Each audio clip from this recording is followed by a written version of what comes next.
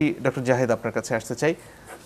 সরকারের সামনে অনেকগুলো চ্যালেঞ্জের কথা বলা হচ্ছে এবং রাজনীতিকে সামনে রেখে আবারও নির্বাচন দেয়া এবং তার আগে যে প্রয়োজনীয় সংস্কার সেগুলো নিয়ে কথা হচ্ছে।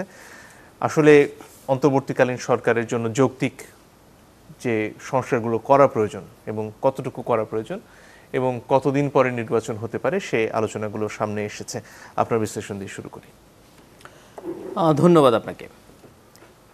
মানে এখন প্রধান চ্যালেঞ্জ আমার কাছে যেটা মনে হয় হয়ে দাঁড়িয়েছে যে একটা রোড ম্যাপ, এবং এই রোড ম্যাপটা আমরা যেভাবে দেখি না কেন এই আলোচনাটা মাঠে খুব একটা ইম্পর্টেন্ট জায়গা থেকে চলে এসেছে। সেটা হচ্ছে সেনাপ্রধান তার রয়টার্সের সাথে ইন্টারভিউতে যেভাবে বলেছেন। এখানে একটা কথা বলে রাখা ভালো, তার ইন্টারভিউটাতে দুরকম কথা আছে। আমি ইন্টারভিউটা খুব মন দিয়ে পড়েছি। ওটার একটা জায়গায় আছে যে ভেতরের দিকে ফলোয়িং দ্য রিফর্ম, তারপর ফলোয়িং বলে তারপর বলা হচ্ছে 18 মান্থসের মধ্যে ইলেকশনস হবে। কিন্তু এটার ইন্ট্রোডাক্টরি প্যারাগ্রাফে খুব ক্লিয়ারলি বলা হচ্ছে উনি সরকারকে সাপোর্ট করবেন যাতে 18 মাসের মধ্যে নির্বাচন হয়, এবং আমাদের দেশের মিডিয়াগুলো সেভাবে ইন্টারপ্রিট করেছে। এখানে একটা জিনিস যোগ করতে চাই, প্রধান উপদেষ্টা প্রেস সচিব নিউ ইয়র্ক থেকে উনি কিন্তু আবার উনি সেনাপ্রধানকে কোট করে বলছেন যে সেনাপ্রধান বলেছেন, রিপোর্টটা পড়ে দেখার জন্য উনি বলেছেন যে সংস্কারের পর 18 মাস। সো একটা ডিবেট আছে, এবং আমি মনে করি আস্তে আস্তে সরকারকে এই জায়গাটায় ঢুকতে হবে। রাদার আমরা একটু যাই ডক্টর ইউনুস কি বলছেন। নিউ ইয়র্ক টাইমসের সাথে একটা দীর্ঘ ইন্টারভিউ হয়েছে ওনার, অনেক ইস্যুর মধ্যে বাংলাদেশ এসেছিল।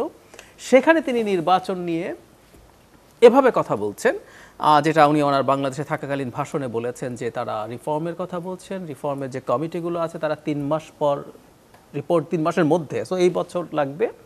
তারপর আলোচনা করে উনি খুব চমৎকারভাবে নিউ ইয়র্ক টাইমসকে বলছেন যে আমরা তখন all the stakeholders, political party সহ সবার সাথে বসে ডিসাইড করব কতটুকু সংস্কার এই সরকারটা করবে, তার সরকার, এবং কতটুকু সংস্কার একটা ইলেক্টেড গভর্নমেন্টের কাছে যাবে সেই ডিসিশন নেবেন ডক্টর ইউনুস বলছেন।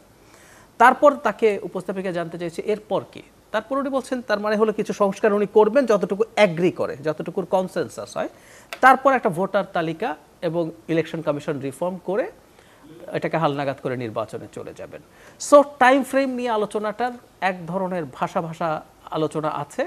আমার মনে হয় সরকারের জায়গা থেকে অন্তত এটাও বলা উচিত, ঠিক আছে যে আমরা তো আসলে ডিসেম্বরে যখন রিপোর্ট পাবো কমিশনগুলোর, তারপর আমরা 7 দিন বা 15 দিন লাগবে সবার সাথে কথা বলতে। সো জানুয়ারির মাঝামাঝি আমরা বলতে পারবো এক্স্যাক্টলি কতটা সময় আমাদের লাগবে। সো এইভাবে কিছু একটা অ্যাটলিস্ট বলা উচিত। আমরা সমস্যা এখন যেটা দেখতে পাচ্ছি সেটা হলো সরকারের দিক থেকে স্পেসিফিক টাইম ফ্রেম বলা হচ্ছে না, বা টাইম ফ্রেম স্পেসিফিক বলছি না, মানে রোড ম্যাপ, যে রোড ম্যাপটার কথা এই যে আপনি নিউজে পড়লেন, বিএনপিও বলছে বা সাধারণ মানুষের কাছেও যারা আগ্রহ আছে যে এটা কতদিন, কারণ এটা আস্তে আস্তে আসতে হবে যে দলগুলো নির্বাচন করবে তাদের নিজস্ব প্রস্তুতির প্রশ্ন আছে, তারা কতটা সময় পাবে, সেই অনুযায়ী তার পরিকল্পনা সাজাবে, সব কিছু আসলে মাঠে চলে আসে তার জন্য স্বাভাবিক। আমাদের জেনুইন একটা নির্বাচনী রাজনীতি থেকে বাংলাদেশ দূরে ছিল, বহু বছর হয়ে গেল।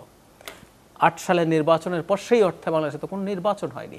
সুতরাং এই যে লম্বা একটা গ্যাপ আছে, এই সময়ের মধ্যে এই প্রসেস, এই চিন্তা, এগুলো আসতে হবে।